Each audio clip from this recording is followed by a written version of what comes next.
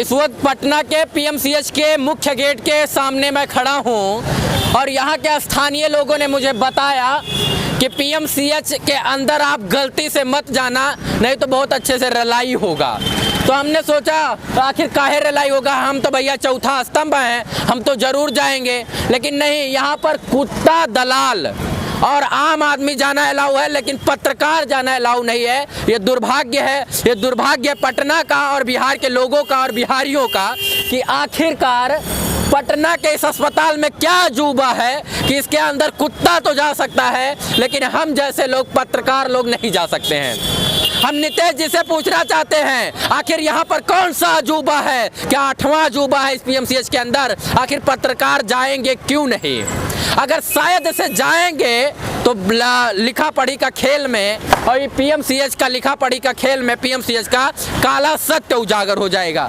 यहाँ पर हमको लोगों ने आगाह किया कि यहाँ मत जाइएगा, नहीं तो अच्छे से ठुकाई होगा। शायद से 10-15 दिन पहले एक पत्रकार महोदय गए हुए थे और उन महोदय को वहाँ के महोदय और महोदया मिलके इतना मारे हैं कि वो बेचारे दोबारा पीएमसीएच में जाएंगे ही नहीं। तो हमको भी यहाँ हाथ पैर नहीं तोड़वाना है, हम भी नहीं जाएंगे। बस यहीं से बताएंगे कि पीएमसीएच के अंदर पत्रकार का जाना सख्त मना है। शायद से पीएमसीएच वालों को पता चल देगा कि मैं रिपोर्टिंग करके गया हूं तो सरकारी काम में बाधा का आरोप डालकर हमारे ऊपर एक एफआईआर करवा देंगे।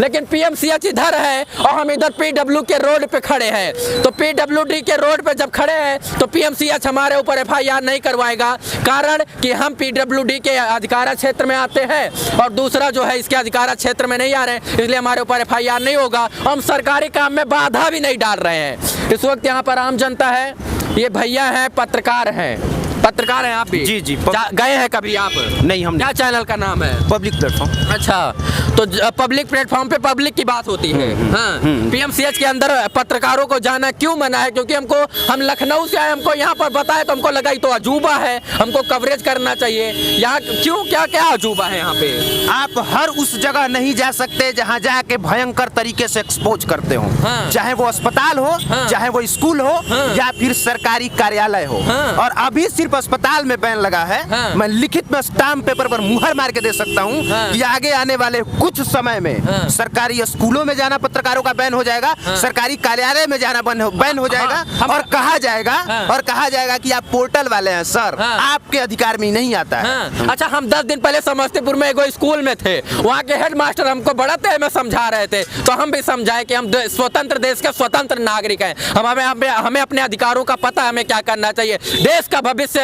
बर्बाद हो रहा है और शायद से 2 चीजों में, मेडिकल लाइन में और एजुकेशन लाइन में सबसे ज्यादा भ्रष्टाचार हो रहा है। यहाँ पर ये दिखाइए, इधर मेडिकल स्टोर लाइन से बने हुए हैं। आप सरकारी अस्पताल के बाहर कुछ यार्ड तक आप अस्पताल के बाहर जो है कुछ यार्ड तक दवा बैंक नहीं खोल सकते, मतलब मेडिकल स्टोर नहीं चला सकते हैं। लेकिन ये सब हो रहा है और सब जगह होता है। ये सुप्रीम कोर्ट का गाइडलाइन है। हाँ। मैं जहां तक से जानता हूं, 2 सुप्रीम कोर्ट के गाइडलाइन को मैं जानता हूं। एक ये गाइडलाइन है कि जहां सरकारी अस्पताल है, हाँ। उसके कुछ यार्ड तक आप प्राइवेट दवाखाना नहीं खोल सकते। हाँ। दूसरा सुप्रीम कोर्ट का ये गाइडलाइन है कि कोई भी डॉक्टर दवा का नाम नहीं लिखेगा, हाँ। सिर्फ कंपोजिशन लिखेगा। हाँ। लेकिन अक्सर डॉक्टर दवा का नाम लिखता है और कंपनी सहित है। कंपनी सहित लिखता है, किसी कंपनी का लीजिए। इतना ही नहीं, उनको नोट मिलेगा, प्रॉफिट। इतना ही नहीं, ये भी बताता है कि इसी दवा के दुकान से वो दवा भी मिलेगा। हाँ। अब मरीजों को लगता है कि हमारे डॉक्टर साहब इतने महान डॉक्टर हैं, अमेरिका के वो डॉक्टर हैं कि इनका दवाई तो इसी दुकान पे मिलता है। उनको ही नहीं पता कि वो मेडिकल स्टोर इनके चाचा का है। क्यों? बिल्कुल यही होता है। हाँ। सर यही होता है। हाँ, यही होता है। और ये जब तक होता रहेगा तब तक बिहार के गरीब लोग ऐसे लुटते रहेंगे,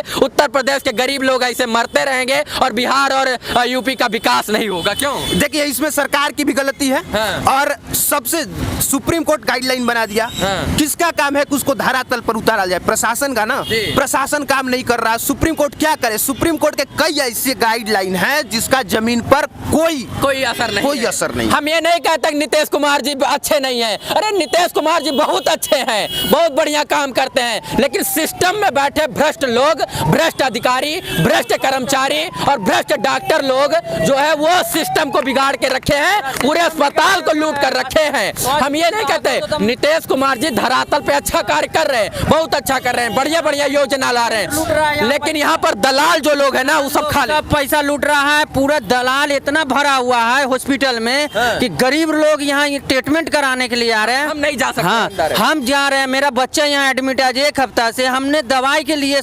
हॉस्पिटल में जाते हैं तो सरकारी हॉस्पिटल में एक 10 ml का सिरिंज तक उपलब्ध नहीं है, जो हमको बाहर से मिल रहा है। हाँ, मतलब सिरिंज लगाने नहीं नीतीश के सरकार ये बोलता है कि ये सरकारी उपलब्ध है आपका दवाखाना, नहीं, ये 0/0 है इनके सरकार में।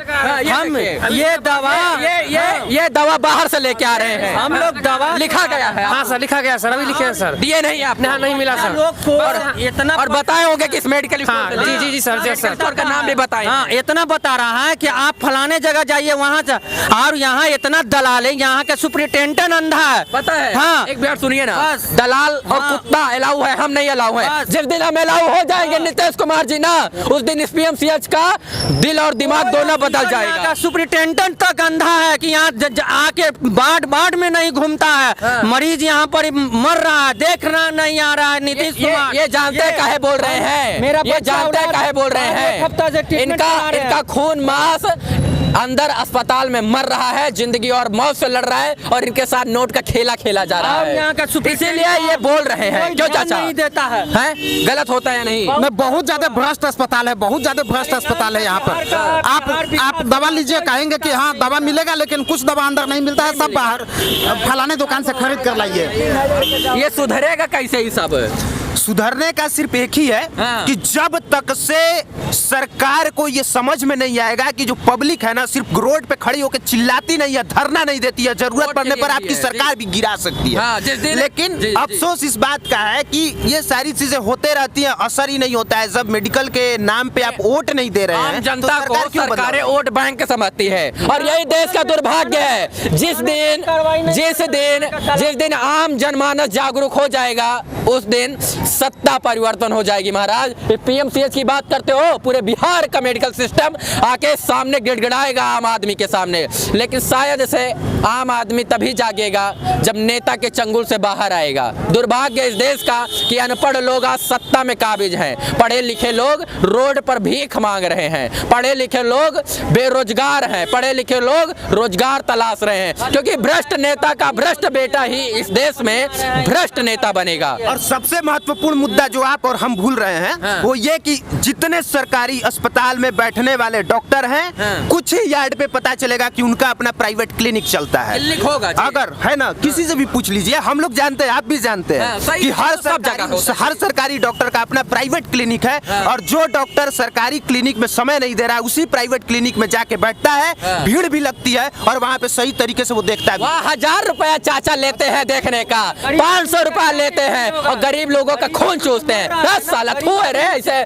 नौकरी पे है। कारण मर रहा है, वहाँ गरीब आदमी नहीं जाएगा, वो पैसे वाला आदमी जाएगा। गरीब आदमी कहाँ जाएगा? नीतीश सरकार बोलते हैं कि गरीब के लिए हम बिहार सरकार में उपलब्ध PMCH है। हम आपका दुख और पीड़ा सब समझ रहे हैं श्रीमान। कुछ नहीं है, एक दवा, एक 10 ml का सिरिंज तक उपलब्ध नहीं है। वहाँ का एजेंट, वो एजेंट वहाँ का सारा लोग वहाँ पर ही भरा हुआ, पैसा ले लेके पूरे यात्री को रात में खड़ा कर देता, पैसा लेके भाग जा रहा है। ये वहाँ पर आप हम और वैसे मर जाएंगे, लेकिन हमारे सुनेंगे नहीं, सुनेगा नहीं। हाँ। बिहार के स्वास्थ्य मंत्री मंगल पांडे हैं। हाँ। उनका एक सच्चाई आप लोग बहुत अच्छे इंसान है वो तो। कुछ अच्छे इंसान, उनका एक सच्चाई हम आपको बता रहे हैं, आप लोग भी जानते होंगे। हाँ। 2019 में मुजफ्फरपुर में चमकी बुखार बहुत फैला हुआ बहुत था, फैला था, बहुत लोग मर गए उससे। बहुत लोग मर गए, और उस समय विश्व कप का मैच हो रहा था। हाँ। केंद्रीय स्वास्थ्य मंत्री डॉक्टर हर्षवर्धन का मीटिंग चल रहा था मुजफ्फरपुर में, वाह। और जो है सो वहाँ पर शामिल थे मंगल पांडे। हाँ। बच्चे मर रहे हैं, हाँ। और भारत पाकिस्तान का मैच चल रहा है विश्व कप में, और मंगल पांडे रोहित शर्मा के शतक बना कि नहीं बना, हाँ। उस चिंता में पड़ रहे हैं। ऑन रिकॉर्ड सारे जी न्यूज से लेकर रे राम, कैसे विकास होगा रे बबुआ बिहार का? शतक होना चाहिए, बच्चा का जान नहीं बचना चाहिए, हाँ। क्योंकि वो गरीब मुसहर दलित है। डॉक्टर साहब ऐसे चीर देंगे और देखेंगे विराट कोहली पाकिस्तान में शतक मारा कि नहीं, तो पेशेंट कैसे बचेगा? उसके अंदर भूल जाएंगे सिरिंज। क्यों? ये इंडिया वाले हैं मंगल पांडे, हम लोग गरीब लोग भारत वाले हैं, भारतवासी हैं। हिंदुस्तान, ये सब हिंदुस्तान के निवासी हैं, और वो इंडिया के हैं। और यही सौभाग्य, जिस दिन आप भी इंडिया के हो जाए, इंडिया के नहीं हिंदुस्तान के हो जाएंगे, उस दिन शायद से बिहार का, उत्तर प्रदेश का और ऐसे जैसे गरीब प्रदेशों का दुर्भाग्य है सौभाग्य हो जाएगा। बहुत बहुत आभार, शुक्रिया, शुभकामना मित्रों, इस वीडियो से जुड़ने के लिए धन्यवाद।